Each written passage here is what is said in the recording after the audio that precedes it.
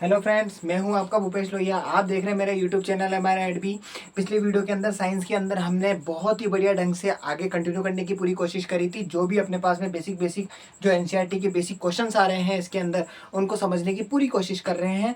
ठीक है, अब इसी सीरीज को अपन आगे बढ़ाते हुए चलते हैं और फटाफट से इसको पूरा पूरा कंप्लीट करने की पूरी कोशिश करते हैं और समझने की सबसे ज़्यादा कोशिश करते हैं। क्योंकि मैंने आपको है ना कोलाइडी विलेन के बारे में और कोलाइडी विलेन के बाद में सॉल्यूशन के बारे में बता दिया था। फिर एक निलंबन के बारे में भी बताया था। निलंबन का मतलब हो गया ऑब्जर्वर।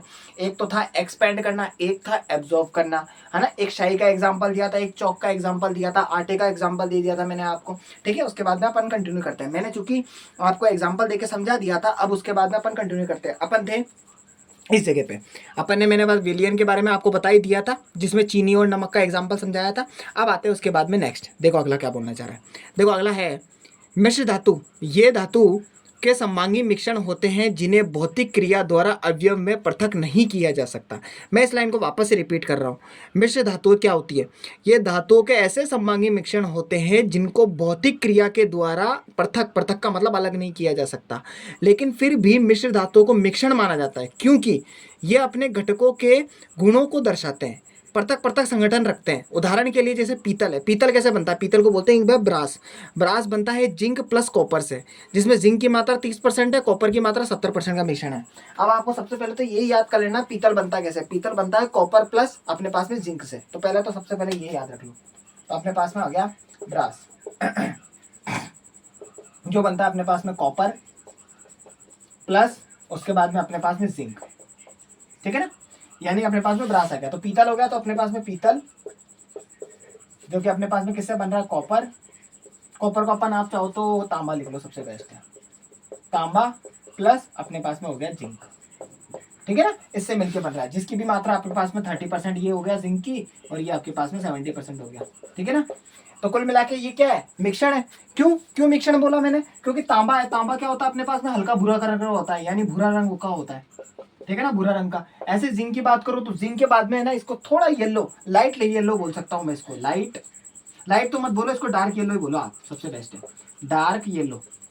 अब ये दोनों जब मिक्स होते हैं ना, तो ये है ना क्या करते हैं? लाइट येलो बना देते हैं। लाइट येलो का मतलब पीतल, यानी गोल्ड का कलर बना देते हैं। प्योर गोल्ड जैसा चमकता हुआ नहीं बनाते हैं, लेकिन गोल्ड का कलर बना देते हैं, येलो कलर में बना देते हैं। तो ये तो गोल्डन कलर छोड़ देते हैं। ठीक है ना, ये वाली कंडीशन हो गई। चलो, ये तो अपन ने किसका एग्जाम्पल दे दिया? एक मिक्सचर का। मिक्सचर के बारे में बात हो रही है, यानी मिक्सचर के बारे में बात हो रही है। ठीक है ना, मिक्सचर की। ठीक है ना, पहली कंडीशन तो ये हो गई। चूंकि अभी अपन ने एक लाइन पढ़ी कि मिश्र धातु क्या होते हैं? एक समांगी मिश्रण का घोल होता है। समांगी मिश्रण के है ना अकॉर्डिंग चलते हैं। चूंकि ये मिश्रण नहीं कहलाते, मिश्रण जैसी स्थिति को नहीं दर्शाते हैं, लेकिन तब भी ये मिश्रण कहते हैं। क्यों? क्योंकि जब इनको मिक्स कर दिया जाता है तो मिक्स करने के बाद में भी क्या है? अपना अस्तित्व छोड़ देते हैं। ये देखो ना, छोड़ा ना अस्तित्व। कैसे छोड़ा? ब्रास बना है, बनने के बाद में कॉपर प्लस जिंक से बनाया, तो कॉपर ने अपना अपनी स्थिति बताइए, मैं 70% डालूंगा तब जाके, और 30% मैं डालूंगा ना तब जाके आपको पीतल मिलेगा। अगर दोनों में से किसी भी एक में भी हेराफेरी कर दी, जैसे मान लो कॉपर मैंने कर दिया 30% और मैंने जिंक कर दिया अपने पास में 70%, बनेगा पीतल ही, लेकिन पीतल की कंडीशन ही अलग हो जाएगी। पीतल की कंडीशन का मतलब हो गया पदार्थ की स्थिति अलग हो जाएगी। क्योंकि जिंक के बारे में मैं आपको बता दूं, जिंक क्या होता है? एक लेपन के तौर पे इस्तेमाल होता है। लेपन का मतलब ये हो गया कि जहां पे अपन को क्या करना होता है? इंसुलेशन पेयर बनाना होता है। अब आप बोलोगे इंसुलेशन पेयर, जिंक तो एक है ना चालक पदार्थ है, इसमें तो धारा प्रवाहित होती है।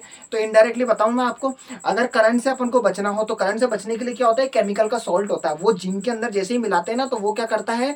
नॉन कंडक्टर बन जाता है। नॉन कंडक्टर का मतलब हो गया एक तरह से जिसमें धारा प्रवाहित नहीं होती। जबकि ये तो जिंक तो क्या है? नॉर्मली एक चालक तार, चालक है, मतलब इसमें धारा प्रवाहित हो सकती है, करंट लगने का स्थिति रहती। कॉपर तो ऑब्वियसली बात है, ये तो कंडक्टर है ही, ये तो चालक ही है। वैसे भी इसमें तो फुल ऑन धारा प्रवाहित होती है। आपकी मोटर हो गया, ट्रांसफॉर्मर्स हो गया, बड़े बड़े जनरेटर्स वगैरह हो गए, सबके अंदर वाइंडिंग जो बनती है वो किससे बनती है? कॉपर वाइंडिंग से बनती है। ठीक है ना। पीतल का इस्तेमाल अपन कहाँ इस्तेमाल कर सकते हैं? पीतल का इस्तेमाल करते हैं अपने पास में नट बोल्ट में। आपने देखे होंगे स्विचेस और सॉकेट देखे होंगे। स्विच सॉकेट के पीछे की तरफ में टर्मिनल लगे हुए होते हैं जिसमें आप तार एंटर कराते हो, और उसके बाद में स्क्रू ड्राइवर से ऊपर से कसते हो। तो कसने वाली जो स्थिति होती है ना, जिसमें तार एंटर कराते हो, वो येलो येलो कलर का शेड नहीं दिखता है? गोल्डन कलर के। तो वो गोल्डन कलर के दिखते हैं ना, तो वो अपने पास में ब्रास पीतल के बने होते हैं। दो बातें हैं यहाँ पे ध्यान रखना, या तो वो पीतल के बने हुए होंगे, या फिर अपने पास में कॉपर के होंगे। अगर वो प्योर कॉपर का टर्मिनल बना हुआ है, मतलब जिस टर्मिनल में आप डाल रहे हो वो अगर प्योर कॉपर का हुआ तो पक्का उसकी कॉस्ट प्राइस बढ़ेगी बढ़ेगी, पक्का बढ़नी है। अगर आपका एक स्विच है ना जो अपने पास में एग्जांपल के तौर पे 10 रुपए का आ रहा है ब्रास वाला, तो ये वाला स्विच 100% है 15 रुपए से लेकर 20 रुपए के बीच का प्राइस का बिकेगा, बिकना ही होगा इसको। क्यों? क्योंकि इसका जो टर्मिनल है ना वो कॉपर महंगा होता है ब्रास के मुकाबले में, ठीक है ना। इसलिए आपके पास में देख लो 70% इस्तेमाल कर रहे हैं, प्लस जिंक थोड़ा सस्ता पड़ता है, ठीक है ना। जिंक इसके मुकाबले में थोड़ा सस्ता पड़ता है, इसकी वजह से इसकी कॉस्ट कम हो जाती है। चलो ये तो मैंने अंदर की बात थी जो मैंने आपको बता दी है, ठीक है ना। ये बात अपन ने पढ़ ली जो मोस्ट इंपॉर्टेंट थी, बात ध्यान रखना है। चलो अब आगे बढ़ते हैं। अब आगे अपने पास में क्या बोलना चाह रहा है, देखो नेक्स्ट अपने पास में है कि किसी विलयन को दो भागों में, यानी एक तो विलायक में, यानी मैंने बता दिया था सॉल्वेंट में, और एक विलय, विलय का मतलब हो गया फ्यूजन। यहाँ बात ध्यान रखना, आप है ना विलय को फ्यूजन भी बोल सकते हो और यहाँ पे अपने पास में सॉल्यूट भी बोल सकते हो, मैंने 2 वर्ड लिखवाए थे, ठीक है ना। तो बांटा जा सकता है। विलयन का वह घटक जिनकी मात्रा दूसरे से अधिक होती है और दूसरे घटक को विलयन में मिलाता है उसे विलायक कहते हैं। वहीं विलयन की वह घटक जो प्राय कम मात्रा में होता है जो विलायक में घुल जाता है उसे विलय कहते हैं। अब मैंने आपको कल इसको बहुत ही बढ़िया ढंग से समझाया था, पानी का एग्जाम्पल लेके, चीनी का एग्जाम्पल लेके। मैंने क्या बोला था, जो अपने अंदर इसको घुला ले, जो अपने अंदर दूसरे पदार्थ को घुला ले तो वो कहलाता है विलायक, जो दूसरे विलयन में घुल जाए उसे कहते हैं विलय। बस इस लाइन का मीनिंग बस इतना सा था, और कुछ भी नहीं है। विलायक विलय इन दोनों के जोड़ से विलयन बनता है, और विलयन को सॉल्यूशन कहते हैं, विलायक को सॉल्वेंट कहते हैं, और विलय को अपन सॉल्यूट बोलते हैं। सॉल्यूट भी बोल सकते हो और फ्यूजन भी बोल सकते हो, दोनों में से कुछ भी बोल सकते हो, ठीक है ना। अगला अपन उदाहरण लेते हैं। अब देखो इसके उदाहरण देखना, आप उदाहरण देखो क्या क्या दे रखे, बहुत अच्छे अच्छे एग्जाम्पल है। देखो क्या दे रखा है, चीनी और जल का विलयन, एक तरल घोल में ठोस का उदाहरण है। चीनी विलय है और जबकि जल क्या है, एक विलायक है। नेक्स्ट अपने पास में आयोडीन और अल्कोहल का विलयन, जिसे ध्यान रखना टिंचर आयोडीन भी कहते हैं। ध्यान रखना आयोडीन और अल्कोहल को मिलाने पर टिंचर आयोडीन बनता है, क्वेश्चन बन सकता है, के नाम से भी जाना जाता है। इसे आयोडीन विलय और जिसमें अल्कोहल क्या होगा, विलायक होगा। वहीं पे बात करते हैं वात युक्त पेयजल, जैसे वात युक्त का मतलब पीने वाले पेय युक्त होते हैं ना, जैसे सोडा जल हो गया, कोक हो गया, ये इत्यादि, ये विलयन सारे गैस के एग्जाम्पल है। इनमें कार्बन डाइऑक्साइड गैस विलय होती है जबकि जल एक विलायक होता है। ऐसे अपने पास में वायु गैस में गैस एक विलयन है, यह मुख्यतः 2 घटकों से बनी होती है। ऑक्सीजन 21% होता है, नाइट्रोजन 78% का संबंधी विक्षण होता है। नाइट्रोजन को वायु का विलायक कहा जाता है, वायु का विलायक कहा जाता है, और वायु में दूसरी गैस बहुत कम मात्रा में उपलब्ध होती है। देखो सॉलिड, लिक्विड और गैस तीनों के बहुत बढ़िया ढंग से एग्जाम्पल बता दिए। एक है ना कोई मोटी मात्रा, जैसे नमक हो गया, चीनी हो गया, है ना, ये चीज मिलाते हैं अपन किसमें, वाटर के अंदर, तो ये सॉलिड का एग्जाम्पल दे रहे हैं। ऐसे ही मैं आपको बोलूँ लिक्विड का एग्जाम्पल देता तो नींबू का पानी, नींबू पानी होता है ना, तो नींबू की बूंदे अपन पानी के अंदर डालते हैं, तो लिक्विड का एग्जाम्पल हो गया। गैस का एग्जाम्पल देना है तो गैस के एग्जाम्पल के लिए सबसे बेस्ट हो गया कॉक, यानी अपने पास में पेप्सी पीते हैं, पेप्सी वगैरह पीते हैं, तो पेप्सी के अंदर से क्या होता है, जैसे बोतल को ओपन करते क्या होता है, फट देने से गैस बाहर निकलती है।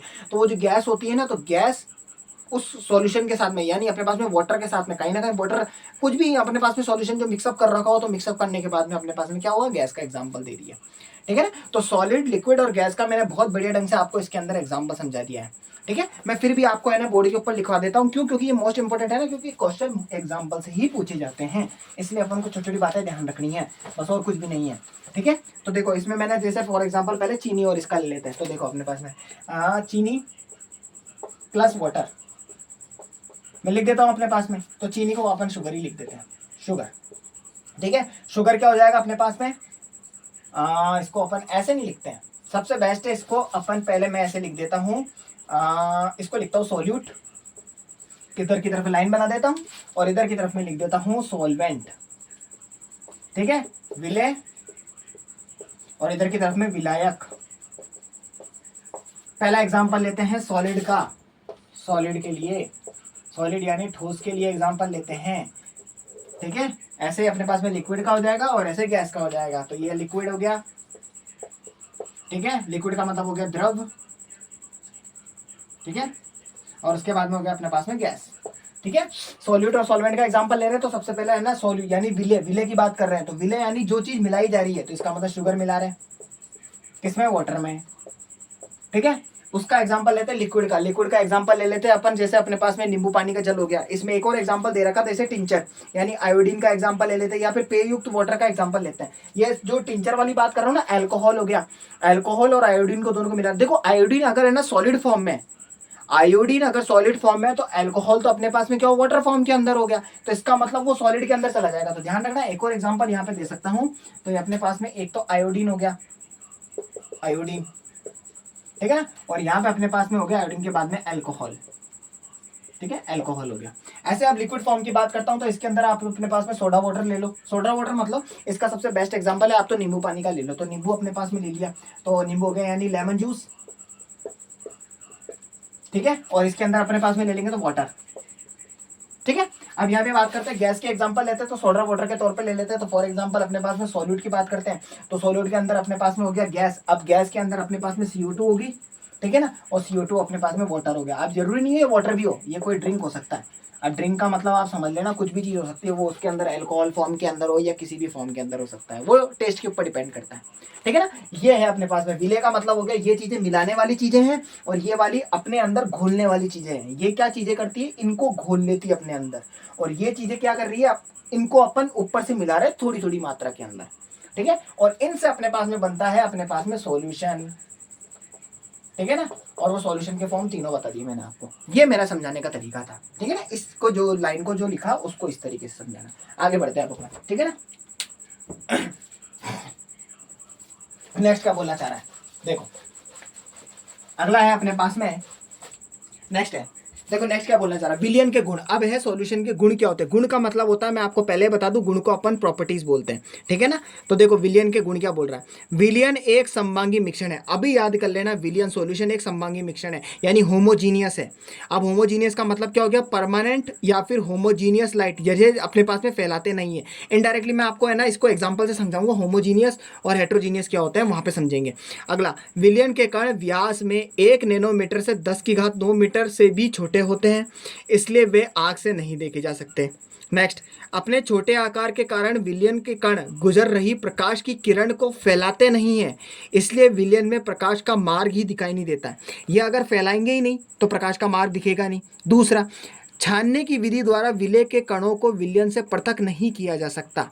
विलयन को शांत छोड़ देने पर भी विलय के कण नीचे नहीं बैठते। अगर नीचे नहीं बैठ रहे हैं तो वो स्थायी होंगे। अब देखो मैं इसको अपने तरीके से समझाता हूँ। देखो सबसे पहले तो क्या होगा, विलयन एक समबांगी मिश्रण। सबसे पहले तो भिड़ते ये याद कर लो विलयन, और सीधा दिमाग में डाल लो ये समबांगी है, ठीक है ना। समबांगी का मतलब आपने पास में इनडायरेक्टली बोलूं तो समबांगी का मतलब हो गया एक मिश्रण है, और मिश्रण का मतलब एक पदार्थ दूसरे पदार्थ में मिक्स होकर कोई तीसरा पदार्थ बना रहा है, ठीक है ना, कोई तीसरे तरीके की कंडीशन बना रहा है, वो यहाँ पे ये होगा।